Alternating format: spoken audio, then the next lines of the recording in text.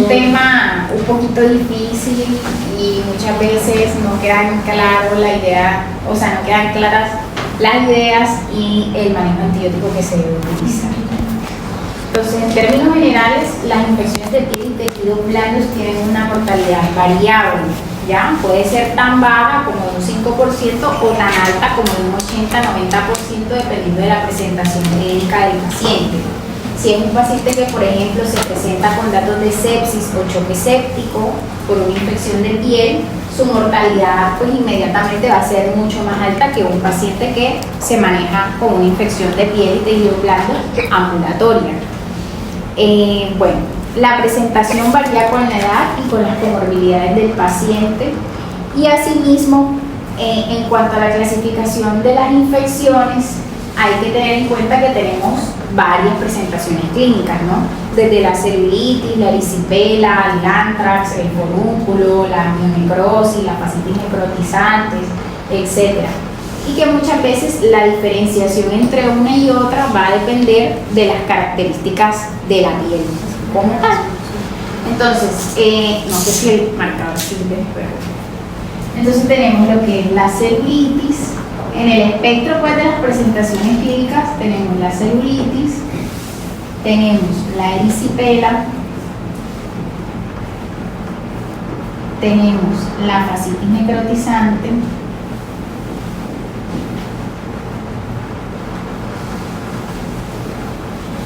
y tenemos otras en donde se incluye aquí la piomiositis, el anthrax, los forúnculos, los carbuncos, las mordeduras,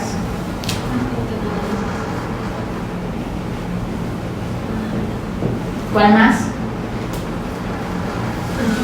La celulitis, que es celulitis pero es especial. La orbitaria y la preseptal.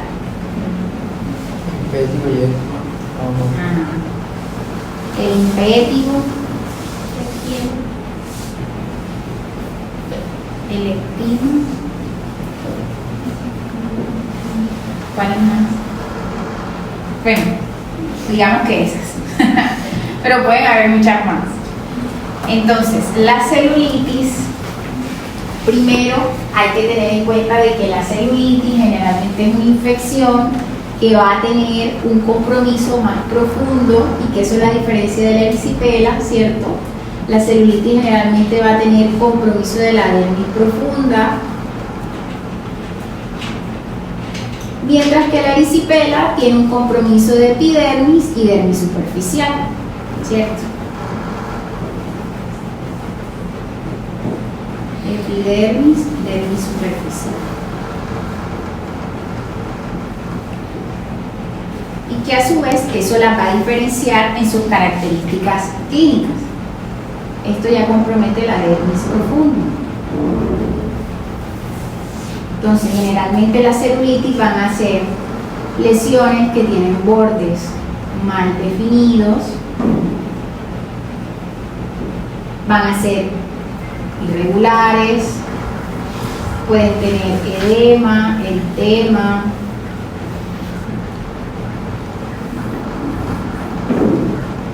muchas veces se pueden coleccionar, dan síntomas sistémicos, mientras que la erisipela generalmente se va a manifestar como una lesión más superficial, una lesión de bordes bien definidos, tiene piel de naranja y tiende a ser mucho más eritematoso, ¿cierto? Las erisipelas, por lo que son más confinadas a la superficie de la piel, no tienden a hacer tanta respuesta sistémica. Entonces es muy raro ver pacientes con erisipela que hagan sepsis, shock séptico o fiebres muy altas. Entonces tiene menor respuesta sistémica.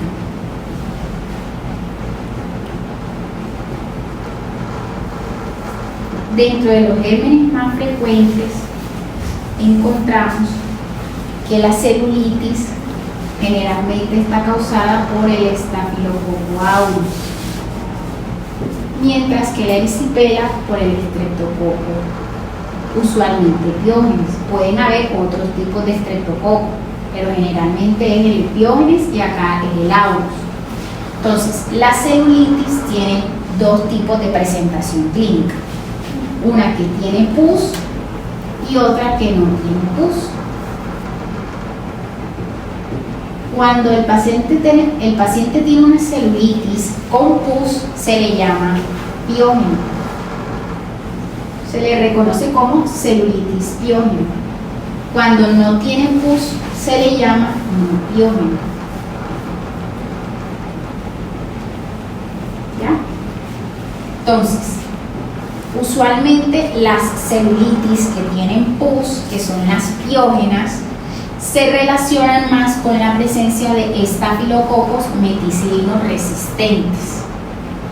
¿Por qué? Porque el estafilococo meticilino resistente, al generar más toxinas, se asocia con la presencia de necrosis tisular.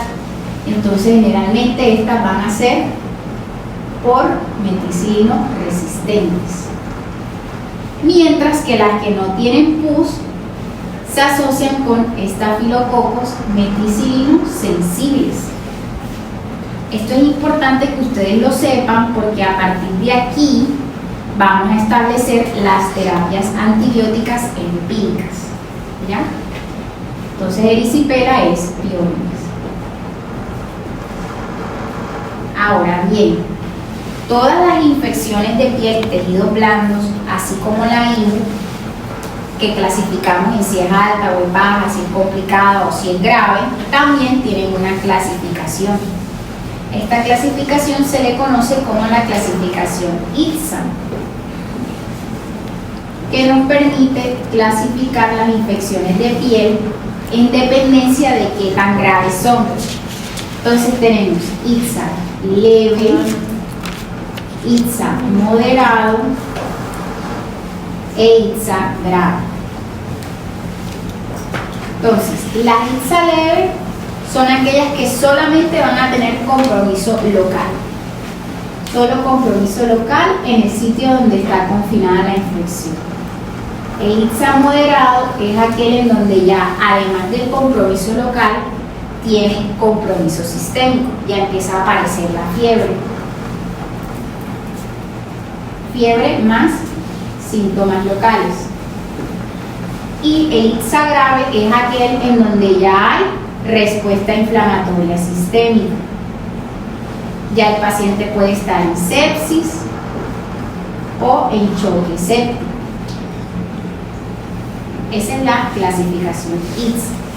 Entonces, todas las infecciones ustedes las deben clasificar según la clasificación ITSA. ¿Ya?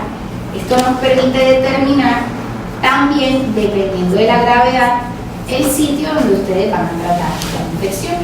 Puede ser en casa, puede ser una hospitalización, digamos, por poco tiempo, por lo menos 2 días, después le dan ingreso y termina la terapia oral, o pacientes que deben ingresar a una unidad de cuidados intensivos porque están en sepsis o en choque séptico.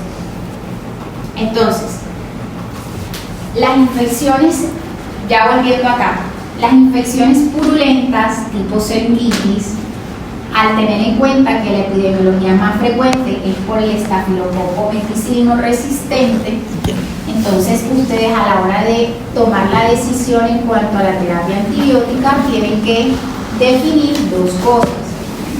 Primero, esta infección por estafilococo aureus meticilino resistente es de la comunidad o es intrahospitalaria. ¿Sí? Entonces tenemos 2 tipos de estafilococo: el meticilino resistente de la comunidad y el intrahospitalario. Entonces, siempre que ustedes vayan a iniciar una terapia antibiótica empírica, tienen que guiarse por esto. Entonces, en la comunidad van a ser aquellos pacientes que no tienen antecedentes ni de inmunosupresión, ni de infecciones relacionadas con un sitio operatorio, por ejemplo, que no hayan sido intervenidos en el mes anterior, pacientes que de pronto no han tenido en los últimos 3 meses hospitalizaciones, que no han utilizado antibióticos en los últimos 3 meses, pacientes que no tienen factores para usar, como por ejemplo, bueno, intrahospitalario, porque no tienen contacto previo con sitios de salud. Entonces, esos pacientes ustedes consideran que es un estafilococo meticilino resistente de la comunidad. ¿Qué antibióticos son sensibles o todavía tienen efecto sobre ese tipo de estafilococo? Entonces, sigue siendo trimetopril sulfa, clindamicina,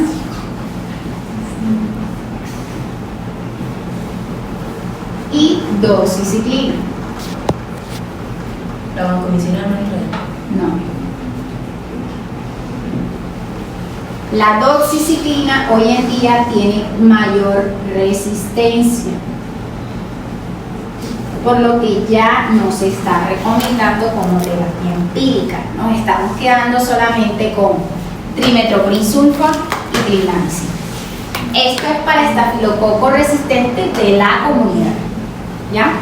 Entonces, el intrahospitalario, que es aquel paciente que ha tenido una intervención previa, digamos, lo operaron de una apendicitis y el paciente llega a los 15 días porque tiene una herida que está secretando pus, una colección, tiene eritema, tiene edema, tiene dolor y por los puntos está secretando material purulento. Ese paciente tiene riesgo de tener un estafilococo del hospital, ¿ya? Por ese motivo, esos pacientes que tienen riesgo de gérmenes intrahospitalarios, utilizamos otro tipo de antibióticos, que son vancomicina, linezolid, daptomicina.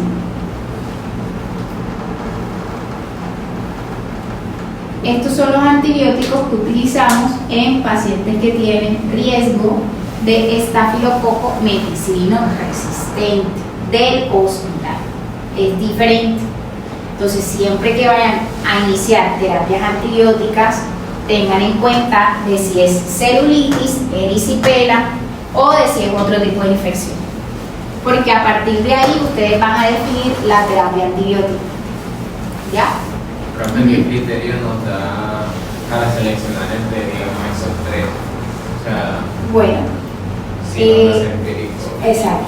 Bueno, mire, la elección de cualquiera de estos 3 no implica que uno sea mejor que otro.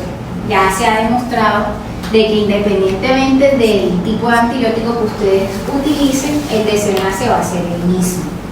¿Ya? A todos les va a ir igual. Lo que va a predominar entre qué antibiótico yo voy a utilizar es más que todo con las contraindicaciones que tenga el paciente. Entonces, usualmente la vancomicina hay que tenerle mucha precaución en los pacientes que tienen lesión renal. Entonces, cuando el paciente tenga lesión renal, tenga creatininas que vienen subiendo, ustedes van a utilizar un cubrimiento para celulitis, prefieran otros antibióticos que sean menos nefrotóxicos, como por ejemplo linezolid y daptomicina. Entonces, la vancomicina requiere ajuste por la tasa de filtración glomerular, mientras que esto, bueno, linezolid no requiere, daptomicina sí requiere, pero se pueden utilizar. Entonces, más precaución con los pacientes con enfermedad renal. Linezolid, a pesar de que no requiere ajuste renal y se prefieren pacientes que tienen enfermedades renales, tiene una consideración especial y es que el linezolid no se puede usar cuando el paciente tenga trombocitopenia. Si el paciente tiene trombocitopenia, mejor utilizar otro de los 2 antibióticos, ¿ya? Lo otro es que el linezolid, cuando el paciente tiene asociado infecciones intravasculares, como por ejemplo endocarditis o infecciones de dispositivos cardíacos, tampoco es bueno.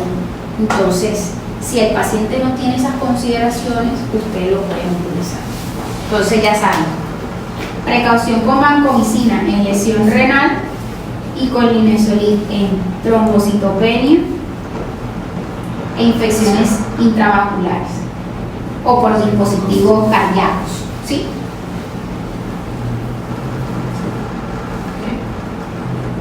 Y la consideración de la daptomicina es que la daptomicina tiene un efecto secundario que genera rhabdomiólisis.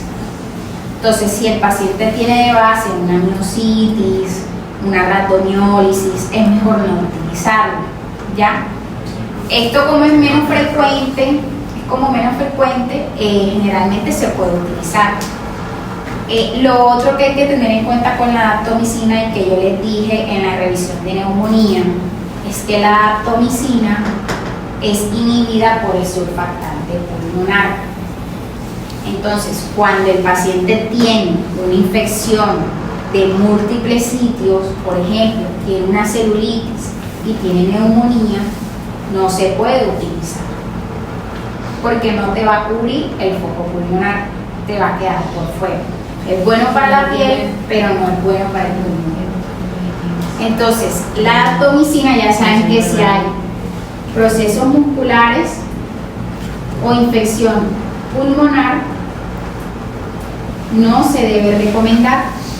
Lo otro es que la daptomicina hay que hacerle seguimiento con cada 48 horas una CPK. Ya, para verificar si hay rhabdomiólisis o compromiso muscular mientras el paciente utiliza. Y si en caso hipotético llega un paciente que tenga lesión renal, que tenga trombocitopenia y que tenga cosas pulmonares que se le darían, tienes que hacer combinaciones. O sea, pones la vancomicina para que te cubra pulmón con dapto, algo así. Tienes que hacer banco más dapto. O linezolid con daptomicina, para que te cubra el linezolid del pulmón y la daptomicina lo demás. Hay que hacer combinación. Eso a veces pasa.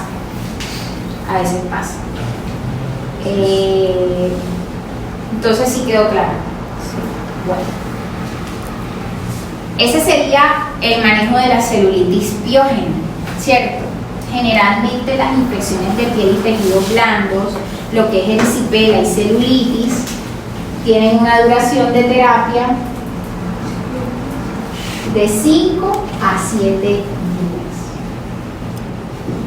¿Listo? 5 a 7 días. En cuanto a la erisipela, bueno, otra cosa importante es que los pacientes que tienen celulitis con itza leve, que sea no piógena. Bueno, no he hablado de la no piógena. La no piógena se puede utilizar cefalosporinas de primera generación o penicilina.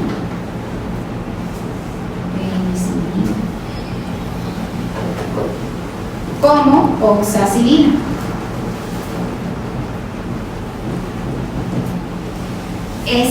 Este tipo de infección, recuerden siempre, celulitis no piógena, utilizar cefalosporinas de primera generación o penicilina como oxacilina.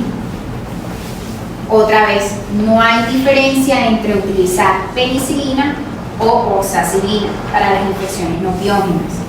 Sin embargo, se prefiere la cefalosporina de primera generación.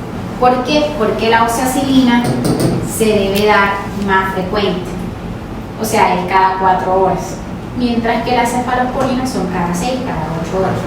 Se prefiere más por eso, y porque la oxacilina da más lesión renal. Entonces, más intervalos de aplicación y más lesión renal. Ya. Ese es el manejo de la celulitis en general. Ahora, la erisipela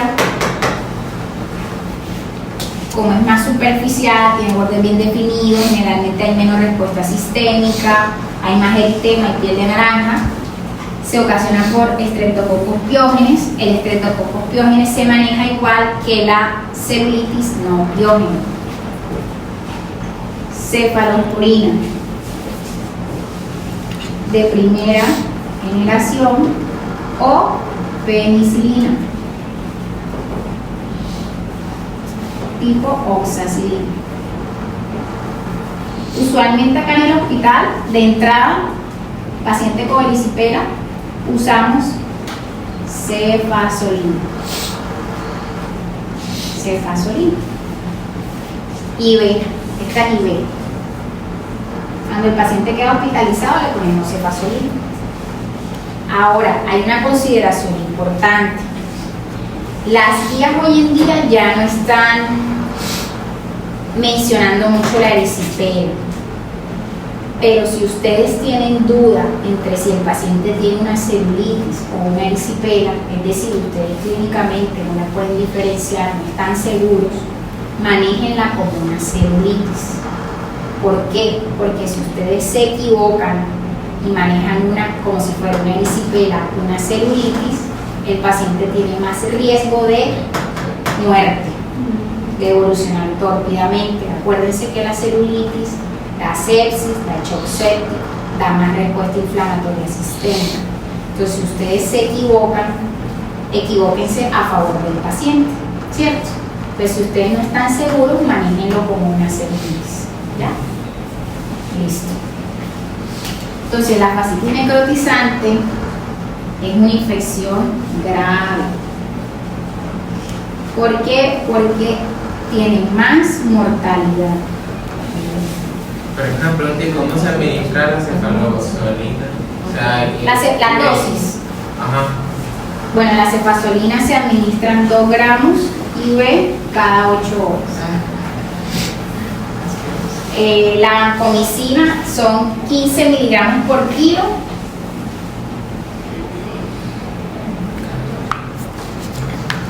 cada 12 horas. Acuérdense que esto requiere ajuste renal. Entonces, si el paciente tiene deterioro de la fase de filtración, hay unas aplicaciones en UpToDate que dicen, por ejemplo, si la tasa está por debajo de 20, cada 48 horas, si está entre 20 y 50, cada 24 horas, y así. O sea, se va ajustando. Pero paciente que tenga una función renal normal, la dosis estándar de 15 miligramos por kilo cada 12 horas. Acuérdense que entonces se ajusta por tasa de filtración glomerular. El linezolid, la dosis es 600 miligramos cada 12 horas. Esa es la dosis. La dosis no requiere ajuste renal. Y la atomicina usualmente es de 4 a 6 miligramos por kilo cada 12 horas. Y esta también requiere ajuste renal. Ustedes buscan las tablas y ahí les sale cómo se ajusta. Esas son las dosis estándar. La dosis de trimethoprim es de 5 miligramos por kilo cada 12 horas. La dosis de clindamicina es de 600 miligramos cada 8 horas. La doxiciclina son 100 cada 2. ¿Qué más? Oxacilina cada 4 horas. Son 2 gramos. Y ya. Esas son las dosis. Todas estas dosis algunas requieren ajuste renal. Entonces, esto le estoy dando como la dosis estándar. La fascitis necrotizante entonces es una infección grave porque tiene una alta mortalidad. Acuérdense que ya aquí la infección es mucho más profunda, ya compromete la fascia y el músculo, por ende va a dar respuesta inflamatoria sistémica.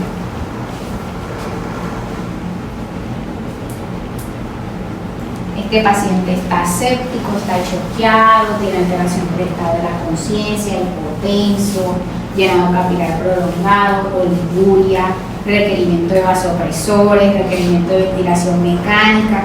Esto es una urgencia quirúrgica, ¿cierto? Es una urgencia quirúrgica. Ustedes inmediatamente sospechen una fascitis necrotizante, debe ser llevado a cirugía. ¿Ya?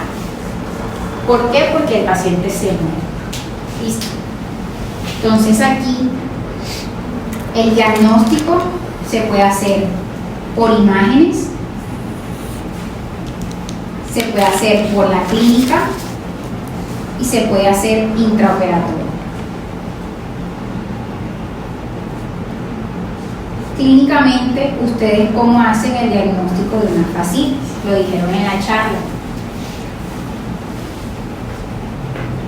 Mucho dolor a la parte. Dolor desproporcionado. Es un dolor desproporcionado. Ustedes visualmente ven la piel rojita como si fuera una celulitis, pero el dolor es desproporcionado. Entonces, dolor desproporcionado. ¿Ah? Un paciente que programa muy rápido. Sí. Evolución torpe. Sí. ¿Qué más? Signo de inflamación, la respuesta sistémica. Ya. Respuesta sistémica. ¿Qué más?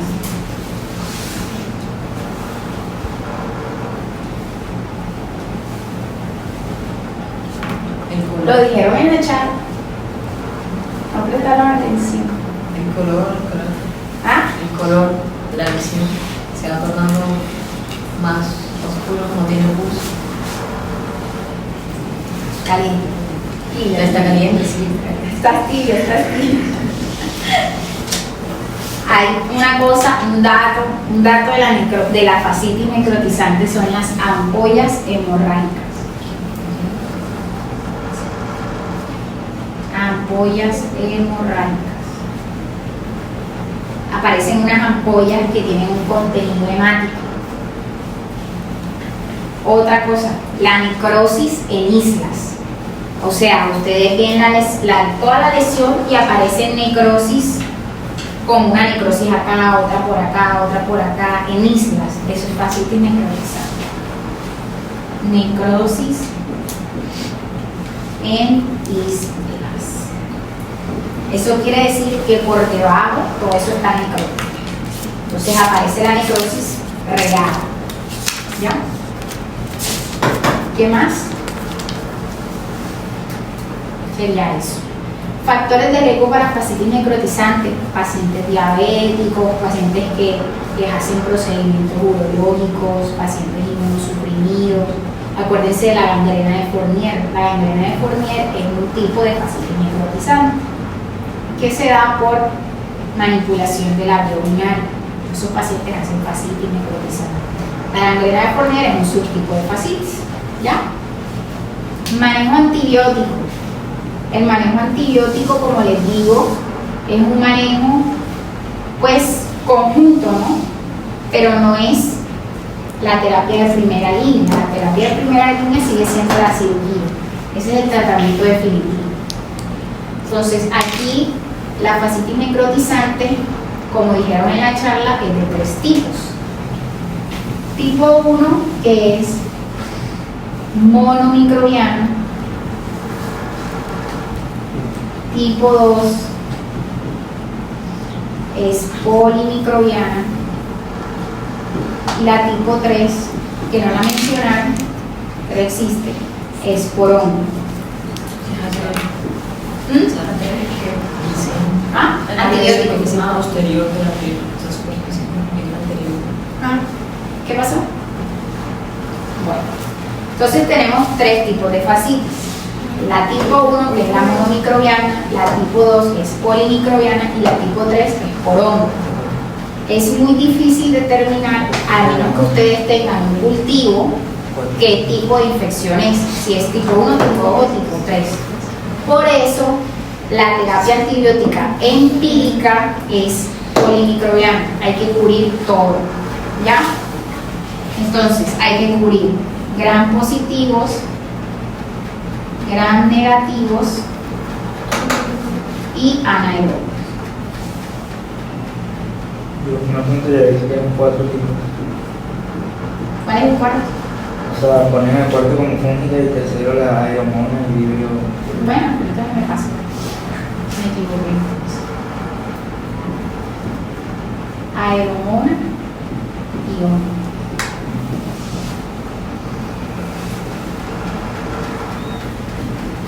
Listo. Entonces, aquí hay que cubrir todo esto, ¿cierto? Hay otra cosa importante y es que como estas infecciones son graves, usualmente los gérmenes que están ocasionando la infección generan muchas toxinas que generan necrosis de los tejidos, sobre todo los gram positivos.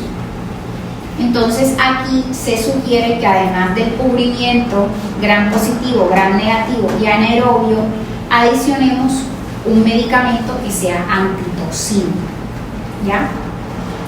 Ese medicamento antitoxina se pone tanto en la fascitis necrotizante como en las infecciones de ITSA grave, que sean sepsis o shock septic, ¿ya?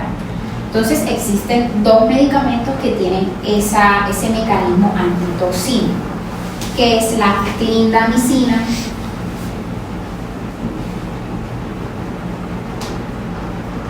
y el linezolida.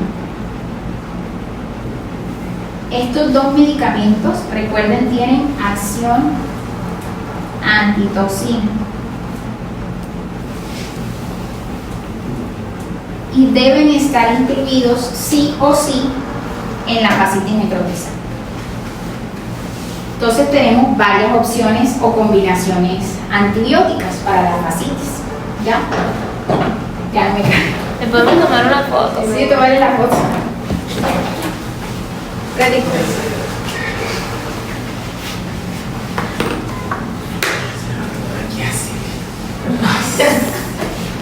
Los que no vinieron se perdieron la clase. ¿Quién no viene? Andrés. Andrés. Cierto.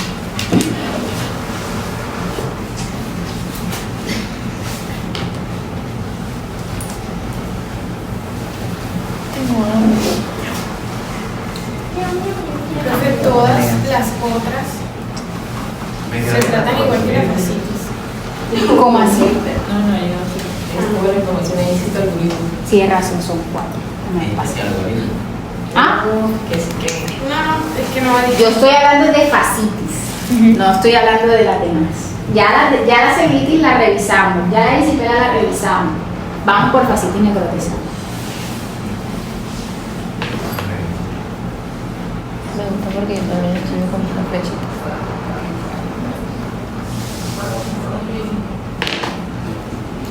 Ya. Así que también me encanta. Bueno, acuérdense que todo lo que tenga pus hay que drenarlo, ¿no? O sea, la celulitis piógena, aparte del antibiótico, hay que drenar. Listo. Ya.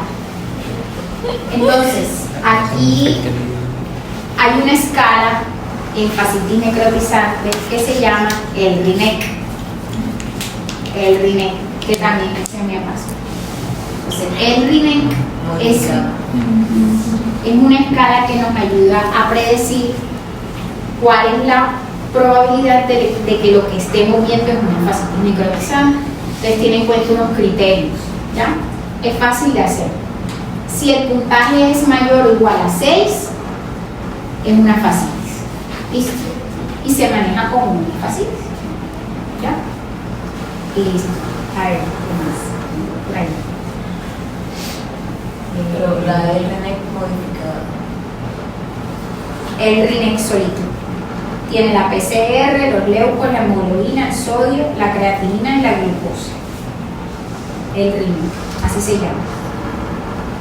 Entonces tenemos que para la terapia empírica hay que hacer unas combinaciones buscando cubrir gram positivo, gram negativos anaerobios y adicionar siempre la medicamento antitoxina. Voy a borrar. Ya borrar.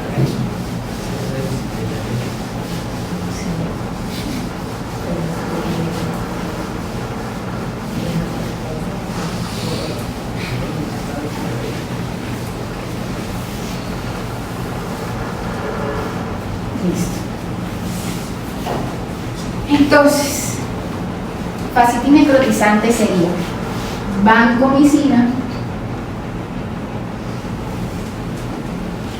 Aquí toca empezar fuerte con todo. Vancomicina más piperacilina tazobactam más clindamicina. ¿Listo?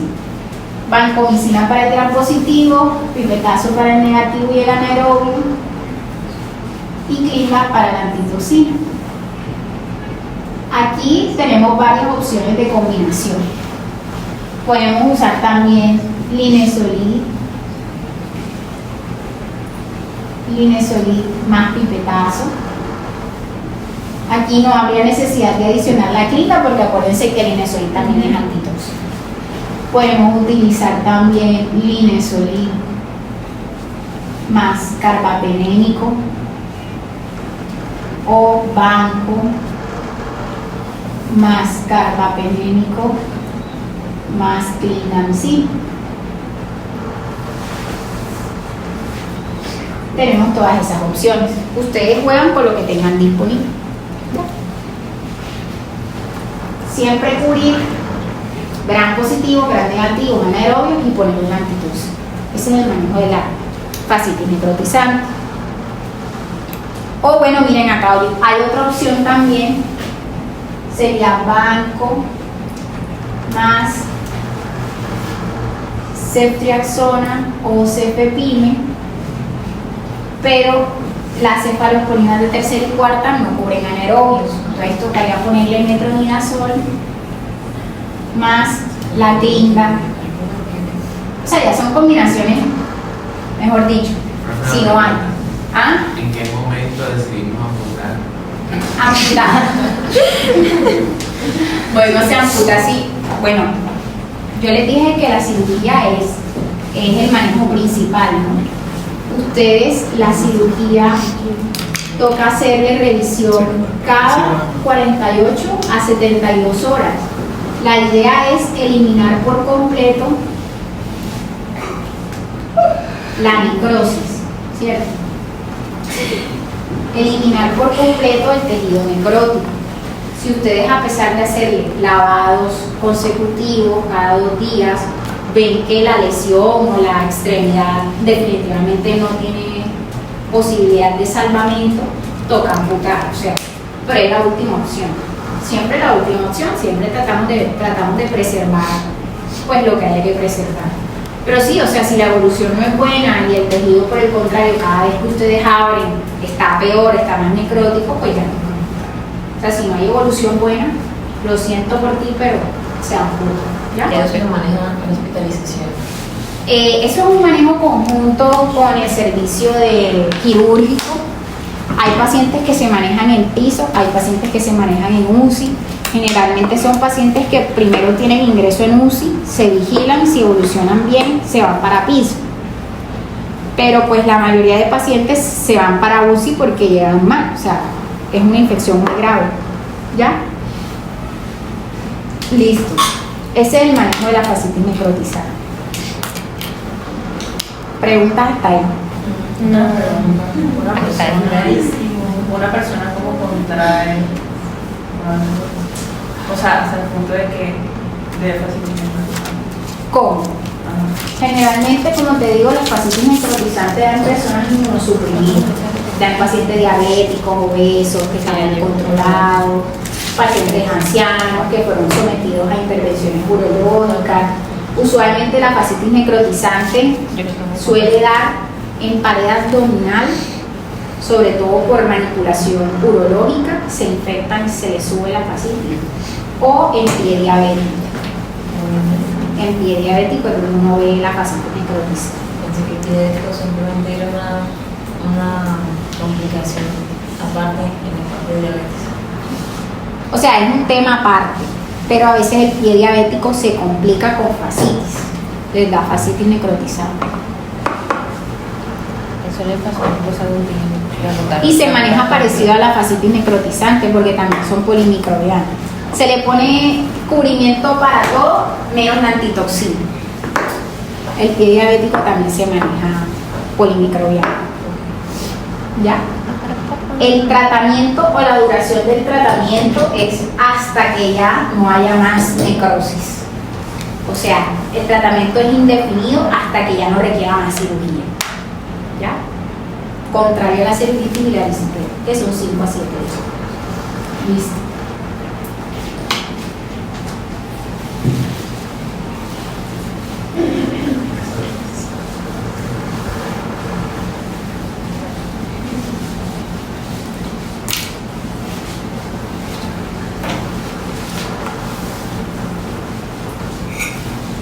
Bueno, y aquí acuérdense también de la crepitación, ¿no? Cuando ustedes palpan la lesión, hay crepita. Eso es que hay gas.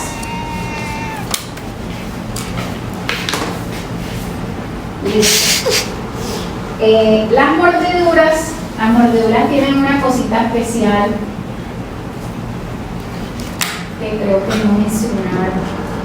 Siempre las mordeduras, independientemente de si son por animales o por humanos, hay que cubrirle anaerobios, siempre. Anaerobios. Las mordeduras cuando son agudas, es decir, yo estaba peleando, no sé, con su granito y me mordió. Si la mordedura está recién hecha, me mordieron en el brazo, no necesitan antibióticos. Solamente hay unas excepciones en las cuales sí hay que poner antibiótico en agudo. Sería cuando son en cara, cuando el paciente está inmunosuprimido o cuando comprometen zona intraarticular. Ya, esas son las indicaciones de antibiótico en un paciente que lo acaban de morder. ¿Ya? Lo mordió un humano. Sí, o un perro, cualquiera. Aquí también recuerden, en todas, la vacuna del tétano, ¿no? Sobre todo si no se ha vacunado, si la herida es sucia, si tiene el esquema incompleto, hay que vacunar. Ya cuando la herida es crónica, digamos, lleva más de 3 días, hace 2 días, hace 5 días, me mordieron. Bueno, me mordieron, no sé qué, se me infectó, ahí sí hay que poner antibiótico. Acá en el agudo, el tratamiento es lavar. Lavar con agua y jabón, limpiarla y ya. Listo. Solamente se cogen puntos si es en la cara. De resto más nada. Bueno, y aquí también sí es un sitio especial. Como genitales, manos. Entonces en los crónicos que ya están infectados, que requieren tratamiento antibiótico, entonces hay que colocar amoxiclav, ampicilva o combinaciones de clinda, porque es de la comunidad, más cipro o moxifloxacina para cubrir el gran negativo del anaerobio. El anaerobio lo cubre la clinda, ¿no? Sí. La primera ¿cuál es? Amoxicilina con ácido clavulánico, ampicilina sulbactam y clindamicina más cipro con moxifloxacina. Eso serían las terapias. Listo. A mi chiquita me mordió una niñita. No me acuerdo. Mi abuela me echó pica. La piomiositis es otra presentación. Aquí hay compromiso o infección del músculo. Generalmente el germen en el más del 95% de los casos es Staphylococcus aureus meticilino resistente.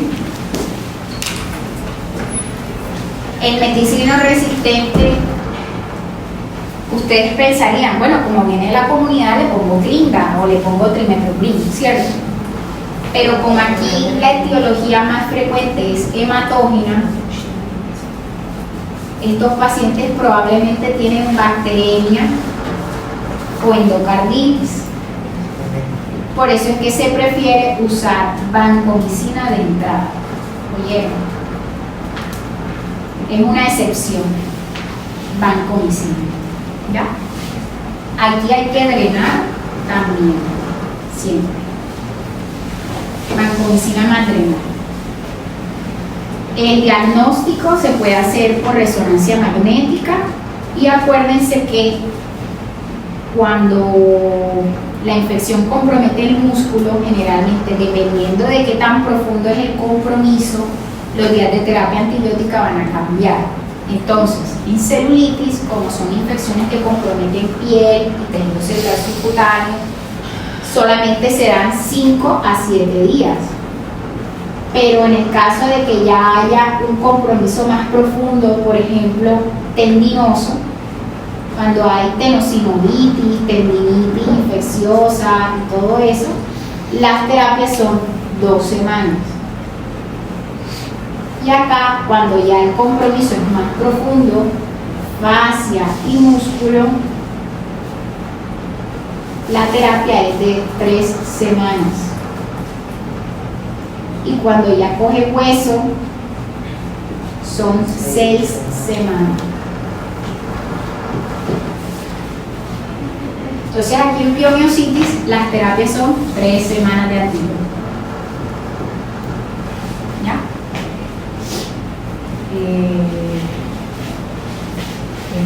Eso es lo más importante, ya el carpórmulo, eso es drenar. Bueno, la celulitis también son otro temita también importante. La celulitis de la cara se divide, sobre todo las que comprometen el ojo, ¿no? Preseptal y poseptal. Esto es celulitis con compromiso de ojo, por decirlo así, no facial. Entonces, se dividen en preseptal y poseptal. En la preseptal solamente hay compromisos de los tejidos de alrededor del ojo. No está comprometido los músculos responsables de la movilización del ojo ni la grasa que está alrededor del ojo. ¿Listo? Entonces, por ende, estas infecciones son más superficiales. Ustedes ven el paciente que tiene el edema, la hinchazón, no puede abrir el ojo, pero la diferenciación con la poseptal es que estos pacientes preservan la movilidad del ojo porque no está comprometido el músculo. ¿Ya? Entonces, estos pacientes tienen visión preservada, tienen reflejo fotomotor preservado, movilidad de ojo preservado, es decir, no tienen oftalmoplegia, y se manejan como si fuera una infección de piel y tejidos blandos, pero aquí se adiciona el cubrimiento para granos negativos por el riesgo que hay de que la infección se profundice hacia luego. Entonces, esta terapia antibiótica es un poquito más agresiva, ¿ya? No se maneja con clindamicina nada más, ¿ya? Entonces, tenemos varias opciones. La terapia recomendada es en la poseptal vancomicina más ceftriaxona más metronidazol.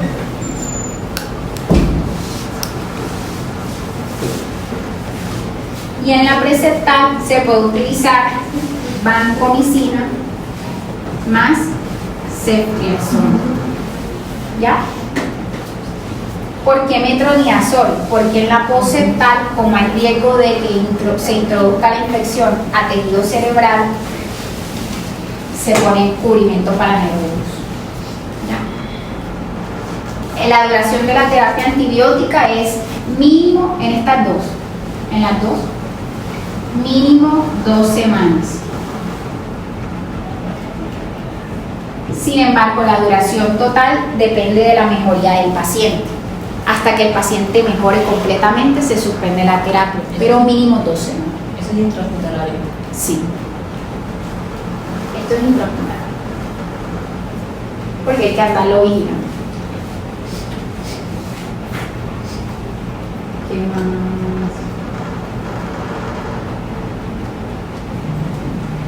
Ya no. Creo que ya. ¿Dudas, preguntas, inquietudes? No, señora. Ah, bueno, algo que se me pasaba. Algo importante. Pacientes con celulitis, pacientes que tienen infecciones de piel, con pus o sin pus, ¿cierto? O una erisipela.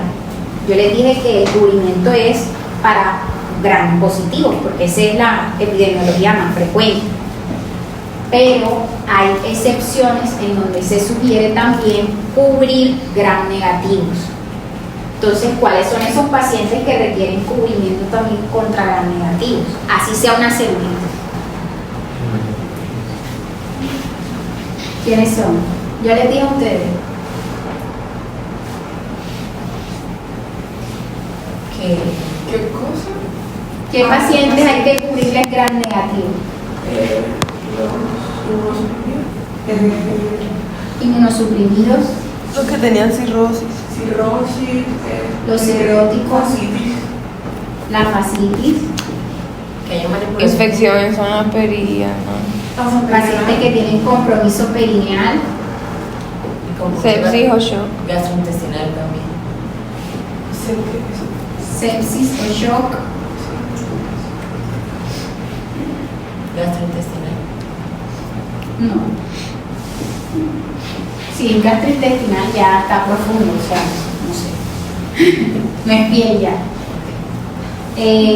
ISO, las infecciones de sitio operatorio también, el pie diabético,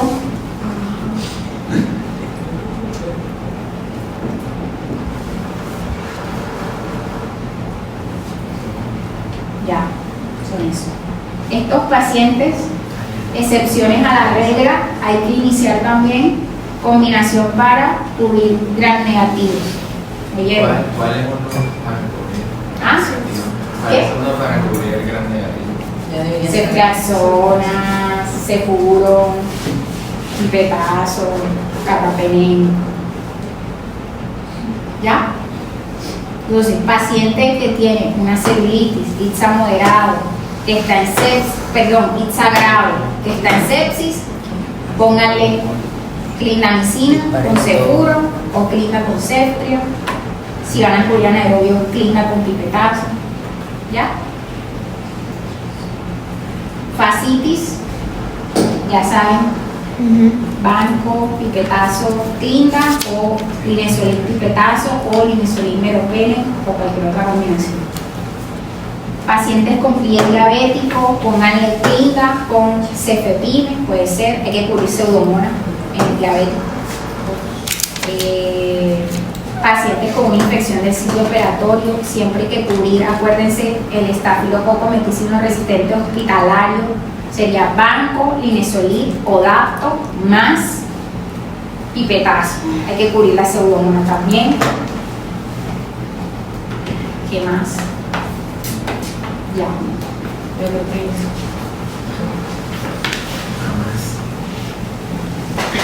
Aperinas.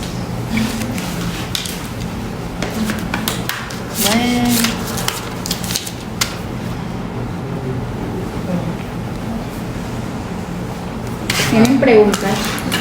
Sí, yo lo escribí. No te voy a arrancar las hojitas, pero le voy a tomar foto a lo que escribí. Ah, Está un poco complicado. Extenso, un poco complicado, ¿no? pero está entendible. Está extenso, más no complicado. Lo que pasa es que tienen que identificar primero qué tipo de infecciones para poder saber qué antibiótico le van a poner y mirar si el paciente cumple cubrimiento para gram negativo y ya.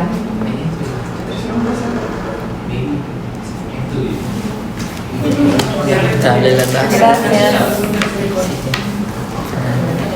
Profesora, en lo de la vacuna del tétano no habría que poner también la antivacuna como tal. Depende si tiene factor de riesgo para.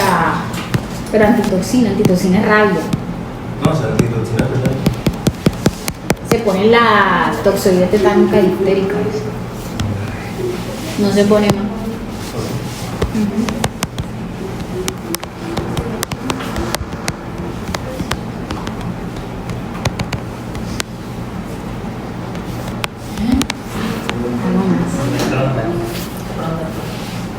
No alcanzo. Era una erisipela. Y sí se ve como erisipela. Ahora no, pero la foto que me mostraron Sí. Pero como ya lleva varios días. No, sí, o sea, la verdad Estaban seguros de que era una erisipela, no tengan la duda. O sea, sí se veía sí, erisipela. sí, tenía los bordes bastante O sea, ¿y qué le colocaron? Cefazolina. Gasolina 2 gramos cada 8 horas.